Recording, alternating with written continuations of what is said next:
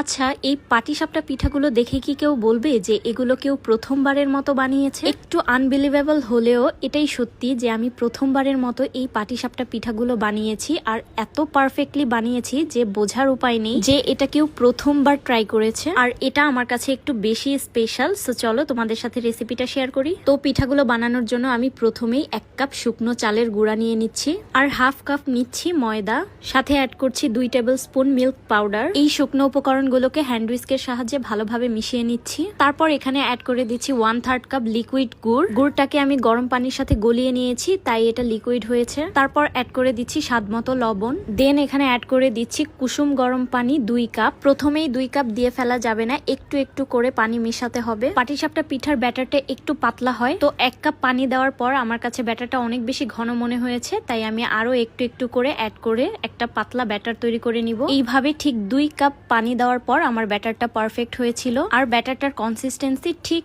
এমন হবে। আর এই ব্যাটারটা আপনারা চাইলে গুড়ের পরিবর্তে চিনি দিয়েও করতে পারেন। আমি কালারের জন্য শুধু গুড় ইউজ করেছি। এরপর ব্যাটারটাকে ঢেকে প্রায় 20 মিনিটের মতো রেস্টে রেখে দিব। এইদিকে আমি পাটিসাপটার খিরসাটা করে নিচ্ছি। তো এটার জন্য প্রথমেই একটা প্যানে প্রায় 1.5 কাপের মতো দুধ নিয়ে নিচ্ছি। তারপর এখানে অ্যাড করে দিচ্ছি 1/3 কাপ পাউডার মিল্ক। আমি গুঁড়ো দুধের খিরসা বানাচ্ছি, আর এইভাবে এটা খেতে অনেক মজা হয়। তারপর এখানে দিয়ে দিচ্ছি 1/3 কাপ গুড়। মিষ্টিটা আপনারা আপনাদের পছন্দ মতো দিয়ে দিতে পারেন, আর চাইলে এখানে গুড়ের পরিবর্তে চিনিও অ্যাড করতে পারেন। আমি কিন্তু চুলা অন করিনি। সবগুলো উপকরণ আগে ভালোভাবে মিক্স করে তারপরে চুলাটা অন করতে হবে।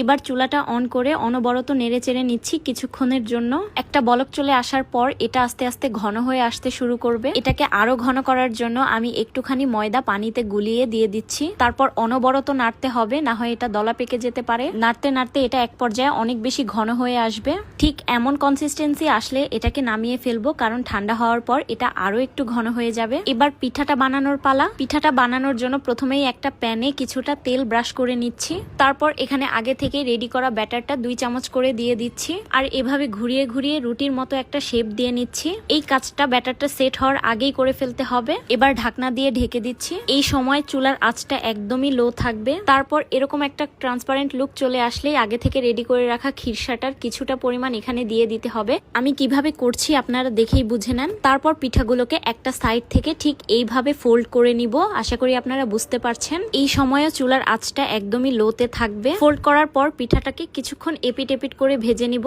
ব্যাস হয়ে গেল একটা পিঠা বানানো। প্রতিবার পিঠাটা বানানোর আগে এইভাবে তেল ব্রাশ করে নিতে হবে, না হয় পিঠাগুলো ফেটে যাবে। আপনাদের বোঝার সুবিধার্থে আমি আরো একটা এভাবে বানিয়ে দেখাচ্ছি। একইভাবে পিঠার ভিতরে খিরসাটা দিয়ে এইভাবে ফোল্ড করে নিব, আর ফোল্ড করে নেওয়ার পরেই পিঠাটা একদম রেডি হয়ে যাবে। তো এইভাবে